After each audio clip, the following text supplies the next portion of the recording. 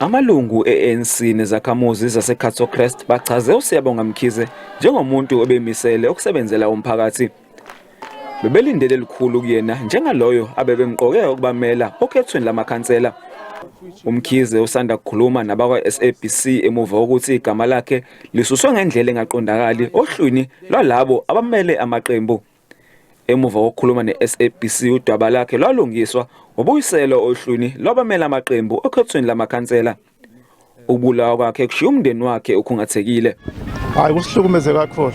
Nangendlela nje ahambe ngayo kusiphathe kabi kakhulu.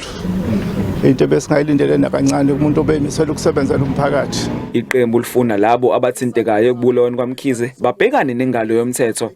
If the police are not doing their work decisively and timeously, the speculations and the innuendos will create unnecessary tension amongst our comrades.